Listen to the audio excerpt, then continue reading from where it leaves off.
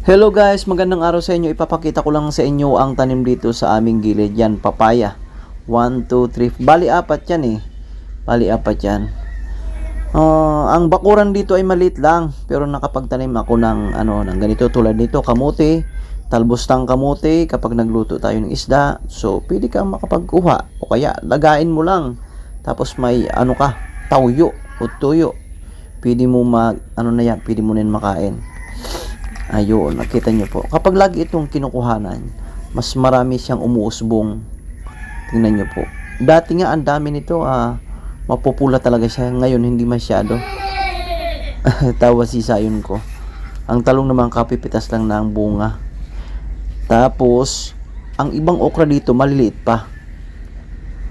Sa ibang video ko, kasi iba't ibang season na ito kasi nagtatanim ako dito. Halimbawa, ito natapos na ang time nito ng okra na to, tinataniman ko ulit pag nauwi ako. Yan. Tingnan nyo po itong bell pepper na ito. Ayun oh. Kumagapang. Kaya nilagyan ko ng tinalian ko.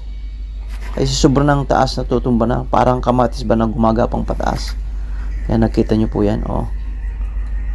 Diba? Ito, maliliit pang okra. Hindi siya katabaan. Pati ang kangkong, nakita nyo, may kangkong dyan, oh. Yan, bagong trim kasi yan. Yan. Hindi siya katabaan ng okra. Pero ang okra, mas maganda yung direkta sa lupa. Kasi nagsubok din ako dito yung nakalagay sa plastic bottle. Tingnan nyo po. Yan, oh. Nakalagay. Kapag mainit ang panahon, kailangan niya ng maraming tubig. Hindi tulad pag direkta sa lupa talaga. Mas siya. Ito namang papaya na to, sa unahan to ng bahay. Sa unahan to, maliban pa yung nasa likod. Yan. Kahit sa paso, may sili. Siyempre naman. Ayan o. Nakita nyo po. Talagang pagdating sa papaya, dahil sa madami ito, pag may napunta dito sa bahay na humingi, alam nyo naman sa probinsya, pag may humingi, bakit hindi bibigyan? Kung sagana ka naman sa tulad dito papaya, nakita nyo po eh. O yan ho, mga hinog. May hinog na. Yan pa, bali apat ito eh. 1, 2, 3. Ito. May naman, makuha naman. Ibang video ito.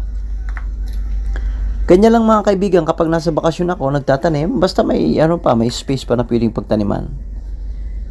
Ganyan tayo. Thank you po.